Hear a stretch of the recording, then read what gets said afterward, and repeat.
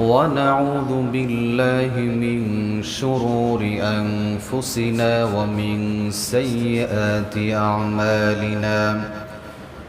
من يهده الله فلا مضل له ومن يضلل فلا هادي له.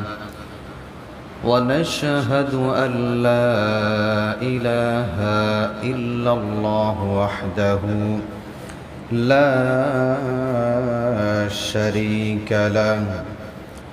ونشهد أن سيدنا وحبيبنا ومولانا محمدا عبده ورسوله الذي أرسله بالحق بشيرا ونذيرا وداعيا إلى الله بإذنه وسراجا وقمرا منيرا.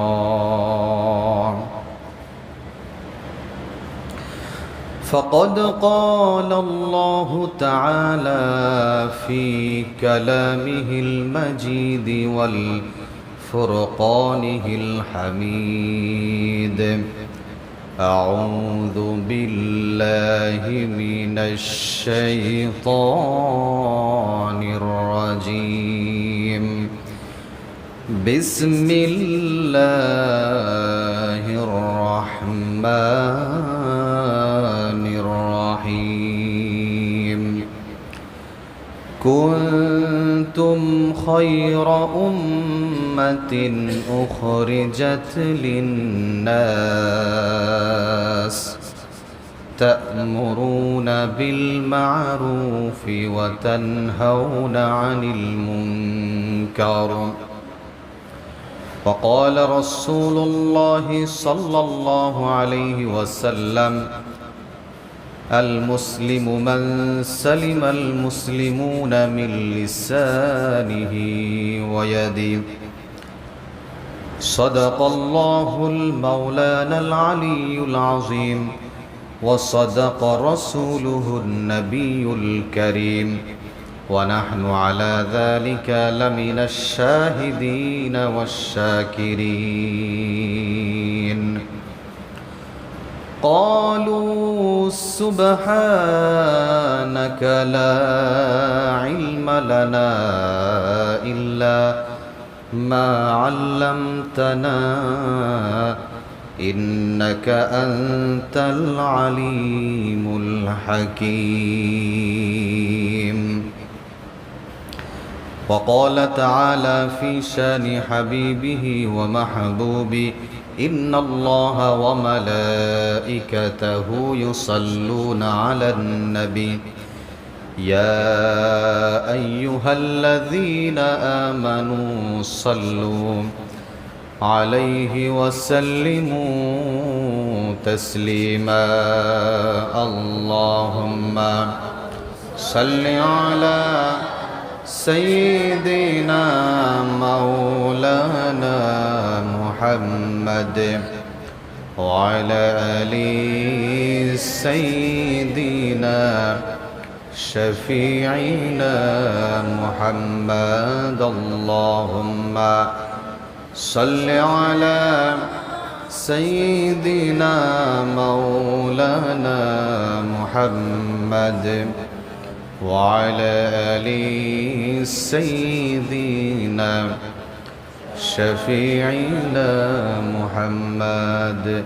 هو الحبيب الذي ترجى شفاعته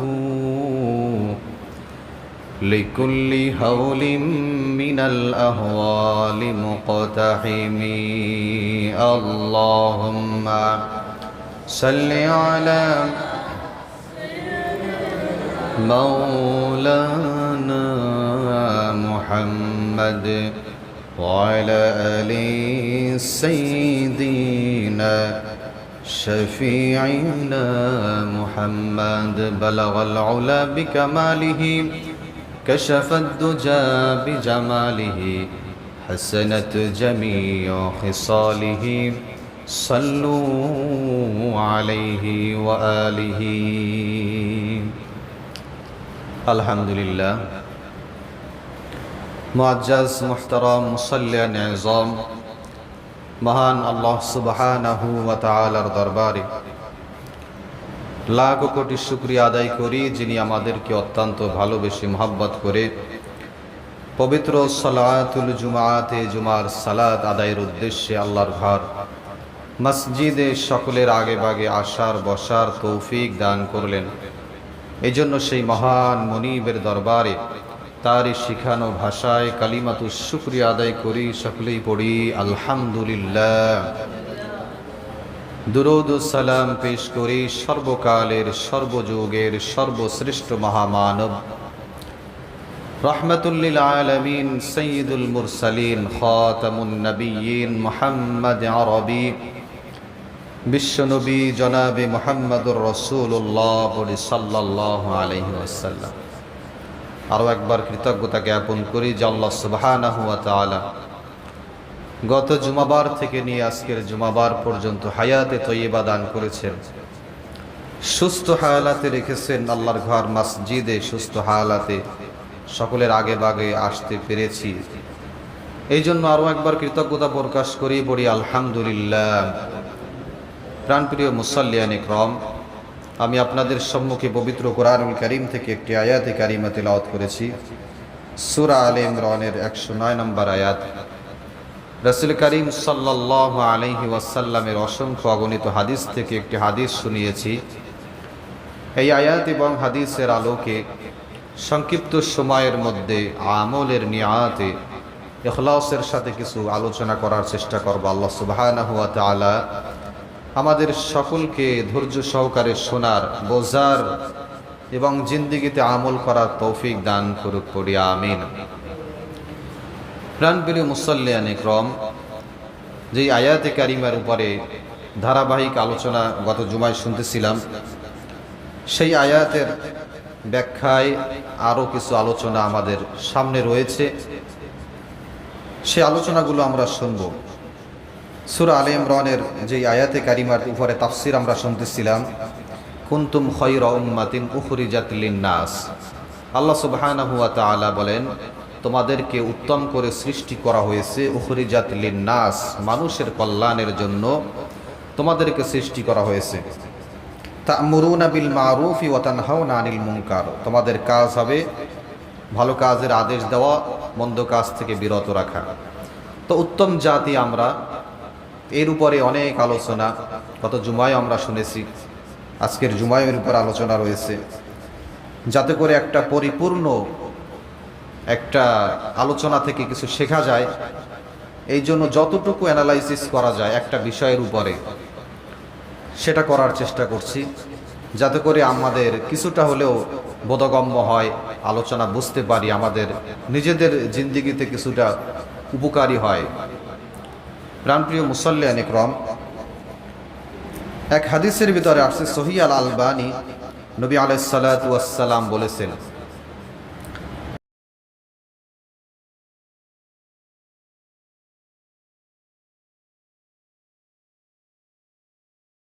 আহাব্বুন নাসি ইলাল্লাহি আনফাউহুম লিন-নাস। নবীজি বলেন যে আল্লাহর কাছে সবচেয়ে প্রিয় ব্যক্তি ওই ব্যক্তি যেই ব্যক্তি মানুষের সবচেয়ে বেশি উপকারী। সুবহানাল্লাহ বলেন।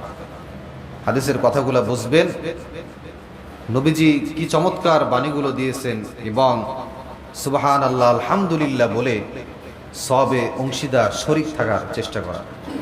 তো সবচেয়ে বেশি প্রিয় আল্লাহ সুবহানাহু ওয়া তাআলার কাছে নবীজি বলেছেন যেই ব্যক্তি মানুষের সবচেয়ে বেশি উপকারী।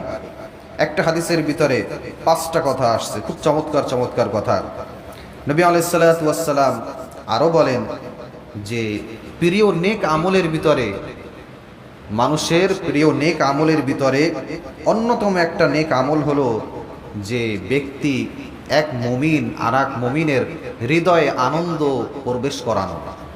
একজন ব্যক্তি আর একজন ব্যক্তির হৃদয়ে, মুমিন ব্যক্তি ভাইয়ের হৃদয়ে আনন্দ প্রবেশ করানো, কথা দিয়ে, কাজ দিয়ে, উপকার করে, বিভিন্নভাবে এক ভাই আর এক ভাইয়ের আনন্দ দিতে পারে। তো নবীজি বলেন, যদি কোনো ভাই এক ভাইয়ের দ্বারা আনন্দ পায়, উপকৃত হয়, তো এইটা আল্লাহর কাছে অনেক বেশি প্রিয় নেক আমলের ভিতরে একটা অন্যতম নেক আমল হয়ে যায়। সুবহানাল্লাহ বলি। এই একই হাদিসের ভিতরে 3 নম্বরে আসছে, যদি কোনো ব্যক্তি কোনো ভাইয়ের প্রয়োজনে সামান্য পরিমাণে হাঁটে, একজন ভাই আর একজন ভাইয়ের প্রয়োজনে সামান্য পরিমাণে হাঁটে, এক জায়গা রওনা দিয়েছে, হাতে একটা ব্যাগ আছে, অথবা কিছুই নাই, ভাই একা একা হেঁটে যাচ্ছে, কোথায় যাচ্ছে, অমুক জায়গায় যাচ্ছি, তো চলো আমিও তোমার সাথে একটু হাঁটি, একটু দিনই কথাবার্তা বলল, সাথে একটু হেঁটে তাকে পৌঁছায় দিল, কিচ্ছু করে নাই। নবীজি বলেন যে একজন ভাই আর একজন ভাইয়ের সাথে সামান্য হেঁটে হেঁটে গিয়েছে, আল্লাহর হাবিব সাল্লাল্লাহু আলাইহি ওয়াসাল্লাম বলেন যে ওই ব্যক্তির আমল নামায় আল্লাহ রাব্বুল আলামিন মসজিদে নববীতে 1 মাস ইতিকাফ করলে যেই সওয়াব, সেই সওয়াব তার আমল নামায় দিয়ে দিবে। সুবহানাল্লাহ। 1 মাস ইতিকাফ করলে মসজিদে নববীতে, যেখানে একজন ব্যক্তি 1 রাকাত সালাত আদায় করলে অন্য মসজিদে 50 রাকাত সালাত আদায়ের সওয়াব পাওয়া যায়। সুবহানাল্লাহ। মসজিদে নববীর মর্যাদা এত বেশি। মসজিদে নববী, মসজিদে হারাম, এই দুইটা মসজিদ বিশেষ করে সওয়াবের উদ্দেশ্যে ভ্রমণ করার কথা বলা হয়েছে। অন্য কোনো মসজিদে সওয়াবের উদ্দেশ্যে ভ্রমণ করা যাবে না, এমনি দেখার উদ্দেশ্যে যাওয়া যেতে পারে, যে আমি ঢাকা বাইতুল মুকাররম মসজিদে যাব, মসজিদটা কেমন দেখতে যেতে পারি, কিন্তু সেখানে যে নামাজ পড়লে সওয়াব বেশি হবে না। তো মসজিদে নববী, মসজিদে হারামের ব্যাপারে সওয়াব বেশি। যদি কোনো ভাই কোনো ভাইয়ের কল্যাণে সামান্য পরিমাণে হাঁটে, মসজিদে নববীতে 1 মাস ইতিকাফ করার সব তার আমল নামায় দিয়ে দেবে। সুবহানাল্লাহ। ওই একই হাদিসের ভিতরে আসছে পরের অংশে, যদি কোনো ব্যক্তি অপার ভাইয়ের সাথে হেঁটে এরপর প্রয়োজনটাও মিটিয়ে দেয়, তাহলে তো কত চমৎকার। একটু হেঁটে গিয়েছে, এরপর প্রয়োজনটাও মিটিয়ে দিয়েছে। আল্লাহর নবী সাল্লাল্লাহু আলাইহি ওয়াসাল্লাম বলেন হাদিসের ভিতরে, পুলসিরাতের কঠিন মুহূর্তের সময় অনেকের পা পিছলিয়ে পড়ে যাবে, পুলসিরাতের দৃঢ় অবস্থানে অনেকে থাকতে পারবে না। একজন ভাই অপর ভাইয়ের কল্যাণে যাওয়ার পর যখন প্রয়োজনটা মিটিয়ে দেয়, নবীজি বলে পুলসিরাতে তার পা দৃঢ় অবস্থানে থাকবে, সে পিছলা খেয়ে পরে পড়ে যাবে না। সুবহানাল্লাহ বলি। কঠিন মুহূর্তে পুলসিরাতে পার হওয়ার সময় সবাই তো পার হতে পারবে না, পারবে? প্রত্যেক ব্যক্তি পার হতে পারবে না, অনেকে পিছলে খেয়ে পড়ে যাবে, কাদের আমল নামায় ভালো নেক কাজ হয়তোবা ছিল না, এই জন্য তারা পার হতে পারবে না। নবীজি বলেন যারা ভাইয়ের কল্যাণে হাঁটলো এবং প্রয়োজন মিটিয়ে দিল, তারা পুলসিরাতে দৃঢ় অবস্থানে থাকবে, তাদের পা পিছলে পড়ে যাবে না। সুবহানাল্লাহ, সুবহানাল্লাহ। এই হাদিসের ভিতরে, একই হাদিসের ভিতরে আসছে, এই যে সওয়াব, এত এত সওয়াবের কাজ, ঠিক তেমনি নবীজি বলেন শেষের অংশে, যদি কোনো ব্যক্তির আচরণটা অসৌজন্যমূলক হয়, আচরণটা খারাপ হয়, ভালো না হয়, তাহলে তার নেক আমলগুলো কিভাবে ধ্বংস হবে উদাহরণ দিয়ে বুঝিয়ে দিলেন যে সিরকা, ভিনেগার, এটা আপনারা চিনেন, যে মধু নষ্ট করে ফেলে, মধুর ভিতরে যদি সিরকা, ওই যে ভিনেগার দেয়, তাহলে মধু সাথে সাথে নষ্ট হয়ে যায়, এটা টক জাতীয়। ঠিক তেমনি যার আচরণটা সুন্দর না, নবীজি বলেন যার কথাবার্তা, আচার ব্যবহার সুন্দর না, ওই ব্যক্তির আমলগুলো ঠিক এমনিভাবে নষ্ট করে যায়, আস্তে আস্তে ধ্বংস করে দেয়। আউযুবিল্লাহ। এই জন্য আমি অনেক নেক আমল করলাম, এই সওয়াবের কথা শুনলাম, পাশাপাশি আমার আচার ব্যবহার যদি কোনোটা ত্রুটি হয়, অসৌজন্যমূলক হয়, ঠিক তেমনি এমনিভাবেই আল্লাহ তাআলা তার আমলগুলো বরবাদ করে দিতে পারেন। আমার ভাইয়েরা, এরপরে যেই আলোচনাটা রয়েছে পাশাপাশি, যে মানুষের উপকারের পাশাপাশি প্রাণী, অন্যান্য জীব জন্তু জানোয়ার যেগুলো আছে, সেগুলার উপকার করলেও জান্নাত লাভ করা যায়। আমরা ওই শুরুতে বলে আসছিলাম, আলোচনার শুরুতে, কিন্তু হাদিস শোনাই না, এখন হাদিস শোনাবো। অন্যান্য জন্তুর যদি উপকারও করেন আপনি, এটাও আপনার কোথায় জান্নাতে যাওয়ার ওসিলা হয়ে যাবে। একজন ব্যক্তি বিজন মরুভূমির ভিতরে হেঁটে যাচ্ছিল, যেতে যেতে ব্যক্তির পিপাসা লেগে যায়। মরুভূমির ভিতরে ব্যক্তি হেঁটে যাচ্ছিলেন, যখন পিপাসা লেগে যায়, এই ব্যক্তি দূরে কোথাও চলে গেছে পানি পান করার জন্য। এই ব্যক্তি তৃপ্তি সহকারে পানি পান করে এরপর যখন উপরে উঠে আবার হাঁটা শুরু করে দিল মরুভূমির ভিতরে, তখন যেতে যেতে দেখে একটা কুকুর পিপাসার্থ। কুকুরটা হাদিসের ভিতরে আসছে এতটাই পিপাসার্থ যে মাটি চাটতেছে জিহ্বা দিয়ে। এই ব্যক্তির দিলে দয়া হলো। এই ব্যক্তি সেই দূরে যেখান থেকে পানি পান করেছে সেখানে আবার চলে গেলেন হাঁটতে হাঁটতে।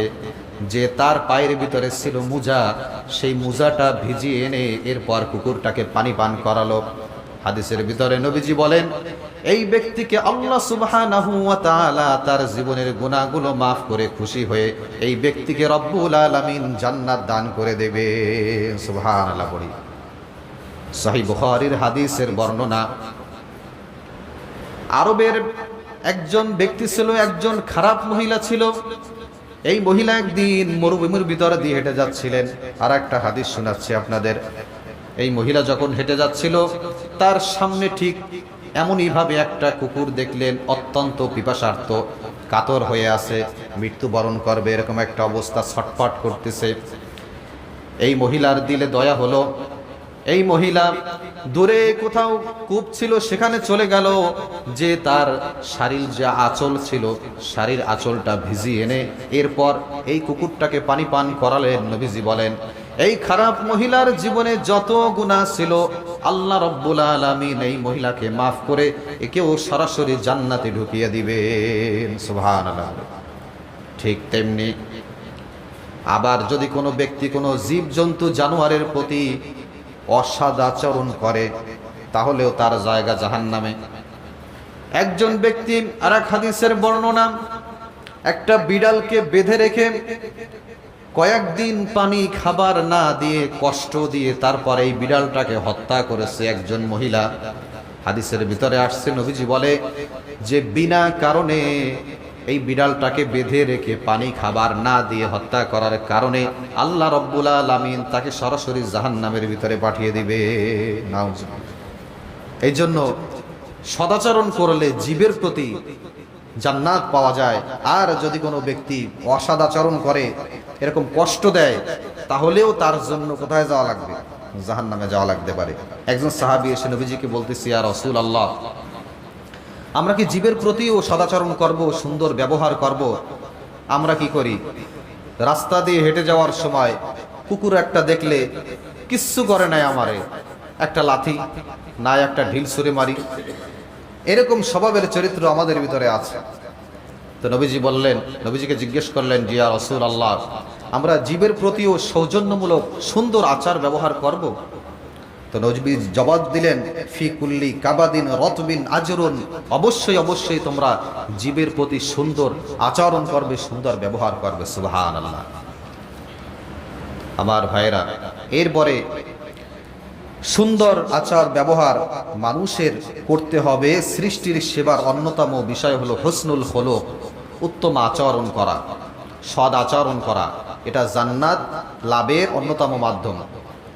আপনি আমি আপনার আমার জীবনের প্রত্যেকটা ক্ষেত্রে সুন্দর আচার ব্যবহার করতে পারলে জান্নাত লাভের যে মাধ্যম, আমার হাত দ্বারা আমি কাউকে কষ্ট দিলাম না, আমার মুখটা দ্বারা, আমার জবান দ্বারা আমি গালিগালাজ করালাম না, আমার হাত দ্বারা অন্য মানুষের অনিষ্টর কারণ হলো না, কারো ক্ষতি করলাম না আমি, এটা কি শুধু সামান্য সওয়াবের কাজ? সামান্য সওয়াবের কাজ নয়, এটা জান্নাত লাভেরও অন্যতম একটা মাধ্যম। নবীজি বলেন, আল মুসলিমু মান সালিম আল মুসলিমুনা মিন লিসানিহি ওয়া ইয়াদি। খাঁটি মুমিন মুসলমান হলো ওই ব্যক্তি, খাঁটি মুমিন মুসলমান ওই ব্যক্তি নিজেকে দাবি করতে পারবে যার হাত দ্বারা, মুখ দ্বারা, কর্মকাণ্ড দ্বারা অপর ব্যক্তি নিরাপদ থাকে, অপর ব্যক্তি কোনো কষ্ট পায় না, অপর ব্যক্তি ভালো থাকে। এই ব্যক্তি খাঁটি ইমানদার মুমিন মুত্তাকি বান্দা হয়ে যায়। সুবহানাল্লাহ। একজন সাহাবী নবীজির কাছে আসলেন, ইয়া রাসূলুল্লাহ, আমাদের এখানে দুইজন মহিলা আছে। একজন মহিলা, ইনদানা ইমরাতুন সাওয়াবাতুন কাওয়ামাতুন তাসুমুন নাহারা ওয়া তাকুমুল লাইল। ইয়া রাসূলুল্লাহ, একজন মহিলা, তিনি নামাজ পড়েন, রোজা রাখেন, দান করেন, তাহাজ্জুদের সালাত আদায় করেন, নফল নামাজও পড়েন, নফল রোজাও রাখেন। ইয়া রাসূলুল্লাহ, ভালো কাজ কর্ম সব করেন। ওয়ালাকিল লিসানিহা ফি শাই, ইয়া রাসূলুল্লাহ, এই মহিলার একটা সমস্যা আছে, তার জিহ্বাটা খুব তিতো, জবান দ্বারা মানুষদেরকে কষ্ট দেয়, জবান দ্বারা মুখ দ্বারা মানুষদেরকে গালিগালাজ করে। ইয়া রাসূলুল্লাহ, এই মহিলার ব্যাপারে আপনি কি বলবেন? নবীজি জবাব দিল, সাহাবীদেরকে বলল, আমার সাহাবীরা তোমরা শুনে রাখো, এই মহিলার ব্যাপারে আমি নবী নিজে সাক্ষ্য দিলাম, তুদি জিরানাহা, যেহেতু এই মহিলার কাছ থেকে প্রতিবেশী নিরাপদ নয়, এই মহিলার জবানটা ভালো নয়, এই মহিলাকে আল্লাহ রাব্বুল আলামিন জাহান্নাম দিয়ে দিবে। নাউজুবিল্লাহ। আচার ব্যবহার খারাপ থাকার কারণে এই মহিলা সরাসরি জাহান্নামে চলে যাবে। পরের অংশে সাহাবীরা বলে, ইয়া রাসূলুল্লাহ, আরেকজন মহিলা আমাদের এখানে আছে, যেই মহিলা নামাজ পড়ে, শুধুমাত্র ফরজ নামাজ, রোজা রাখে, ফরজ রোজাগুলো আদায় করে, দান সদকা করে, তাও খুবই সীমিত। ইয়া রাসূলুল্লাহ, এই মহিলার একটা গুণ আছে, এই মহিলা কখনো মুখ দ্বারা জবান দ্বারা কাউকে কষ্ট দেয় না, গালিগালাজ করে না, গালমন্দ করে না। নবীজি বলে, যেহেতু এর জবানটা ভালো আছে, হাত দ্বারা মুখ দ্বারা মানুষদেরকে কষ্ট দেয় না, আমি নবী সাক্ষ্য দিলাম, তোমরা শুনে রাখো, এই মহিলাকে আল্লাহ রাব্বুল আলামিন জান্নাত দান করে দিবে। সুবহানাল্লাহ। বলেন, আচার ব্যবহার সুন্দর হলে তাকে জান্নাত পাওয়ার অন্যতম একটা মাধ্যম হয়ে যায়। নবী আলাইহিস সালাতু ওয়াস সালাম মসজিদে নববীতে বসা, একটা জানাজা মসজিদে নববীর সামনে দিয়ে নিয়ে যাওয়া হচ্ছিল। সাহাবীদেরকে জিজ্ঞেস করলো, ও আমার সাহাবীরা, কার জানাজা নিয়ে যাওয়া হচ্ছে? সাহাবীরা জবাব দেয়, ইয়া রাসূলুল্লাহ, আমাদের পাশের একজন ব্যক্তির জানাজা নিয়ে যাওয়া হচ্ছে। নবীজি জিজ্ঞেস করলো, এই ব্যক্তিটা কেমন ছিল? সাহাবীরা জবাব দেয়, ইয়া রাসূলুল্লাহ, এই ব্যক্তি তেমন ভালো ছিল না, চরিত্রবান ছিল না, খুবই ঝগড়াঝাটি করত, ভাইদের সাথে মিল মোহাব্বত ছিল না, এক কথায় জবানটা ভালো ছিল না, হাত দ্বারা মুখ দ্বারা মানুষদেরকে কষ্ট দিত, তার দ্বারা মানুষ সুখ পেত না। নবী আলাইহিস সালাতু ওয়াস সালাম বললেন, এই ব্যক্তিকেও আল্লাহ রাব্বুল আলামিন সরাসরি জাহান্নামের ভিতরে ঢুকিয়ে দিবে। ঠিক তার কিছুদিন পরে আরেকটা জানাজা এরকম মসজিদের সামনে দিয়ে যাচ্ছিলেন। নবী আলাইহিস সালাতু ওয়াস সালাম সাহাবীদেরকে জিজ্ঞেস করলেন, ও আমার সাহাবীরা, কার জানাজা নিয়ে যাওয়া হচ্ছে? সাহাবীরা জবাব দিলেন, ইয়া রাসূলুল্লাহ, অমুক ব্যক্তির জানাজা নিয়ে যাওয়া হচ্ছে। নবীজি জিজ্ঞেস করেন, ব্যক্তিটা কেমন ছিল? সাহাবীরা জবাব দেয়, ইয়া রাসূলুল্লাহ, এই ব্যক্তি অত্যন্ত ভালো ছিল, এই ব্যক্তির আচার ব্যবহার ভালো ছিল, মানুষদের সাথে সুন্দর ব্যবহার করত, মানুষদের সাথে মিল মোহাব্বত ছিল, কখনো কাউকে কষ্ট দেয় নাই। নবী আলাইহিস সালাতু ওয়াস সালাম বললেন, এই ব্যক্তিকে আল্লাহ রাব্বুল আলামিন জান্নাত দান করে দিবে। সুবহানাল্লাহ। বলি, সাহাবীরা বললেন, ইয়া রাসূলুল্লাহ, ঘটনা কি বুঝলাম না, প্রথম ব্যক্তির ব্যাপারে জান্নাত জাহান্নামে দিয়ে দিবেন, পরের ব্যক্তিকে জান্নাত দিয়ে দিবেন। নবী আলাইহিস সালাতু ওয়াস সালাম খুব চমৎকার ভাবে তাদেরকে বুঝিয়ে দিলেন, যেই কথাগুলো আমি আপনাদেরকে বলেছি, সুন্দর আচার ব্যবহার, জবানটাকে হেফাজত করেছে, হাত মুখ পায়ের হেফাজত করেছে, এই জন্য আল্লাহ রাব্বুল আলামিন তাকে জান্নাত দিয়ে দিবেন। সুবহানাল্লাহ। বলি, এই জন্য উত্তম চরিত্র, জবান, হাত, মুখ যদি হেফাজত করতে পারেন, এটা জান্নাত লাভের অন্যতম মাধ্যম হয়ে যাবে। এক হাদিসের ভিতরে আসছে সুন্দর আচরণ। নবী আলাইহিস সালাতু ওয়াস সালাম বলেছেন, যার আচরণটা সুন্দর, আল্লাহ সুবহানাহু ওয়া তাআলা জান্নাতের উচ্চ দেশে তার একটা বাড়ি নির্মাণের গ্যারান্টি দিয়ে দেয়। সুবহানাল্লাহ। বলেন, জান্নাতের উচ্চ দেশে একটা বাড়ি নির্মাণের গ্যারান্টি। নবীজি বলেন, আমি বলতেছি আল্লাহ তাআলা জান্নাতের উচ্চ দেশে তাকে একটা বাড়ি নির্মাণ করে দিবেন। সুবহানাল্লাহ। আমার ভাইরা, আর এক হাদিসের ভিতরে নবী আলাইহিস সালাতু ওয়াস সালাম বলেন, মা শাইইন আসকালু ফি মিজানিল মুমিনি ইয়াউমাল কিয়ামা, কিয়ামতের দিন বান্দার আমলনামায় যত ধরনের নেক আমল থাকবে, সব নেক আমলের ভিতরে সবচাইতে ভারী যেই নেক আমলটা থাকবে, সেই ভারী নেক আমলটা হলো, নবীজি বলেন, মিন খালকি হুসন, উত্তম চরিত্রের যেই নেক আমলগুলো, সে ভালো নেক আমলগুলো তার চরিত্রের দ্বারা করেছে, সেই নেক আমলগুলো সবচাইতে বেশি ভারী হয়ে যাবে। সুবহানাল্লাহ। যত নেক আমল রয়েছে, নেক আমলের ভিতরে চরিত্রবান, উত্তম চরিত্রের যে ভালো কাজগুলো করেছিল, এই ভালো কাজের ওয়েটটা সবচাইতে বেশি ওয়েট হয়ে যাবে। সুবহানাল্লাহ। এই জন্য উত্তম আচরণ শেখার দরকার আছে না নাই? অবশ্যই আমাদের শিখতে হবে। জান্নাতে যেতে হলে আর এক হাদিসের ভিতরে আসছে যে সবচাইতে বেশি মানুষদেরকে জান্নাতে প্রবেশ করাবে দুইটা আমল। কয়টা আমল? দুইটা আমল মানুষদেরকে সবচাইতে বেশি জান্নাতে প্রবেশ করাবে। নবীজি বলেন আকসারুন নাসি মা ইউদখিলুন নাস, যে দুইটা আমল মানুষদেরকে সবচাইতে বেশি জান্নাতে প্রবেশ করাবে। এক নম্বরে হলো তাকওয়াল্লাহ, আল্লাহর ভয়, আর দুই নম্বরে হলো হুসনুল খুলুক, উত্তম চরিত্র। আল্লাহর ভয় যদি কারো অন্তরের ভিতরে থাকে, এটা জান্নাতে সবচাইতে বেশি আল্লাহ তাআলা বলে, আল্লাহ তাআলা ওই বান্দাকে সবচাইতে বেশি জান্নাতের ভিতরে প্রবেশ করাবে। আর দুই নম্বরে হলো উত্তম চরিত্র, হুসনুল খুলুক। যদি কোনো বান্দার ভিতরে এই চরিত্রবান অর্জন করতে পারে, চরিত্র তার ভিতরে, এটা জান্নাতে আল্লাহ তাআলা সবচাইতে বেশি প্রবেশ করাবে। সুবহানাল্লাহ বলি। তো কোরআন এবং হাদিসের আলোকে আমি কয়েকটা নোট আপনাদের জন্য করেছি যে উত্তম আখলাক, চরিত্র, সুন্দর আচার ব্যবহার কিভাবে করা যায়। তো কয়েকটা পয়েন্ট আকারে আমি আপনাদেরকে শোনাই। সেটা হলো কোরআন এবং হাদিস থেকে বিশ্লেষণ করে নোটটা করা হয়েছে। এক নম্বর হলো সকলের সাথে হাসি মুখে কথা বলা। বলেন সকলের সাথে কিভাবে কথা বলা? হাসি মুখে কথা বলা। দেখবেন যদি কোনো ব্যক্তি হাসি মুখে কথা বলে, অপোজিটে যে ব্যক্তি থাকে তার ভিতরে একটা স্মাইলিং ফেস, তার ভিতরে একটা হাসি হাসি ভাব থাকে। আর যেই ব্যক্তির ভিতর গুমরাহি বা রাগান্বিত ভাব থাকে, অপোজিটে যে ব্যক্তি থাকে তার ভিতরেও সেরকম ভাব আসে কিনা? আসে।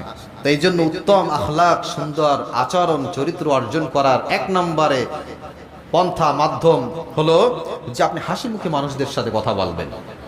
দুই নম্বরে বিনম্র হওয়া, অহংকার বর্জন করা। দেখবেন কিছু মানুষ মানে কথা বলতে গেলে নিজেকে একটা এমন এমন ভাব, সাহেবের সে বিশাল কিছু হয়ে গেছে এরকম একটা ভাব কাজ করে, এটা হচ্ছে অহংকার। এটা বর্জন করা।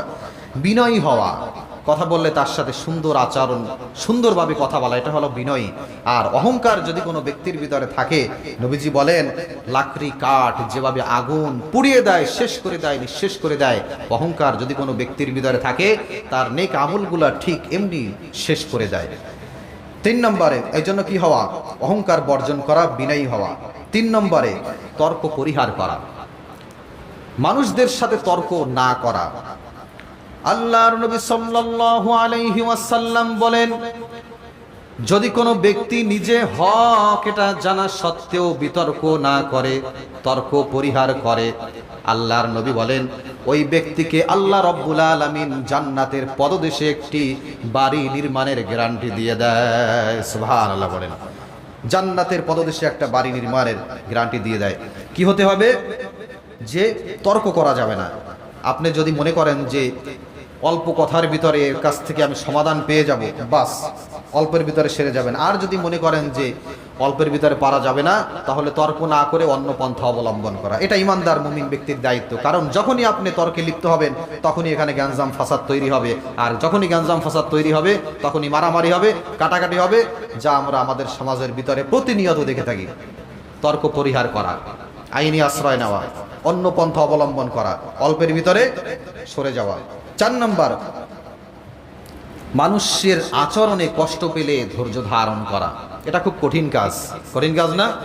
মানুষের আচরণে যখনই কষ্ট পাই পুষ্টি শুদ্ধা তারে গালাগালি দেওয়া শুরু করে দিই আমরা, ঠিক কিনা বলেন? মানুষের আচরণে যদি কষ্ট পাওয়ার পরে ধৈর্য ধারণ করতে পারি, এর রিওয়ার্ড, এর পুরস্কার আল্লাহর পক্ষ থেকে অনেক বেশি। কারণ আমরা প্রতিনিয়ত আল্লাহ সুবহানাহু ওয়া তাআলার হুকুম অমান্য করি। আল্লাহ সুবহানাহু ওয়া তাআলার অসংখ্য হুকুম আমরা অমান্য করি। যখন আমি কোনো ভাইয়ের দ্বারা কষ্ট পেয়ে তাকে ক্ষমা করে দেব, আল্লাহ সুবহানাহু ওয়া তাআলাও যখন আমি অন্যায় করব, আল্লাহ তাআলা চিন্তা করবে যে আমার এই গোলাম অমুক ব্যক্তিকে ক্ষমা করে দিয়েছে, আমি আল্লাহ রাব্বুল আলামিন ওই বান্দার গুনাহ ক্ষমা করে দিলাম। সুবহানাল্লাহ। এই জন্য কষ্ট পেলে ধৈর্য ধারণ করা, মানুষদেরকে ক্ষমা করে দেওয়া। কাউকে ক্ষমা করে দিলে আল্লাহ তাআলা ওই বান্দাকে কি করেন? ক্ষমা করে দেন। প্রাণপ্রিয় মুসাল্লিয়ান ইকরাম, 5 নম্বরে হলো মানুষের কথা মনোযোগ দিয়ে শোনা। উত্তম আচরণের অন্যতম একটা বৈশিষ্ট্য হলো মানুষের কথা মনোযোগ দিয়ে শোনা। একজন ব্যক্তির সাথে আপনি কথা বলতেছেন, আপনি যদি সে কথা বলতেছে আপনার সঙ্গে, আপনি যদি আর একদিক মনোযোগ দিয়ে অন্যদিকে থাকেন, তাহলে এটা উত্তম চরিত্রের ব্যক্তি হতে পারে না। উত্তম চরিত্রমান ব্যক্তি তো সেই হবে সুন্দরভাবে কথা বলবে। আপনি তার সাথে কথা বলতেছেন, আপনিও মনোযোগ দিয়ে শুনতেছেন, আপনি বলতেছেন, সেও এটা মনোযোগ দিয়ে শুনতেছে।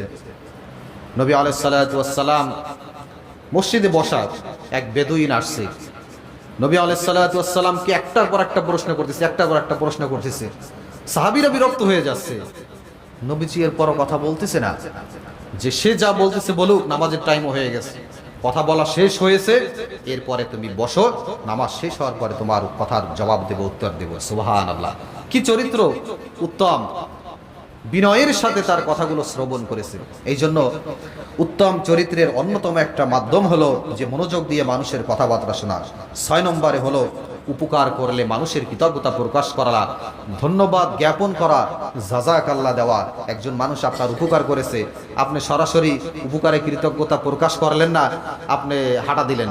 ওই যে গত সপ্তাহে একটা হাদিস বলতেছিলাম যে একজন ব্যক্তি তার টাকা পয়সা তাকে ফেরত দিয়েছে, বিজনেস করে ওই যে বকরি যা লালন পালন করেছে সব তাকে দিয়ে দিয়েছে, অথচ সে একটা ধন্যবাদ না দিয়ে সবগুলো নিয়ে চলে গেছে। তো এটা উত্তম চরিত্রের বৈশিষ্ট্য না। উত্তম চরিত্রবান সে হবে, আপনাকে উপকার করেছে, আপনি অবশ্যই তাকে জাযাকাল্লাহ দেবেন, আল্লাহ তোমাকে উত্তম প্রতিদান দান করুন, ভাই আপনি আমার জন্য অনেক কষ্ট করেছেন, এরকম কিছু সুন্দর কথাবার্তা তাকে বলে বিদায় দেওয়া।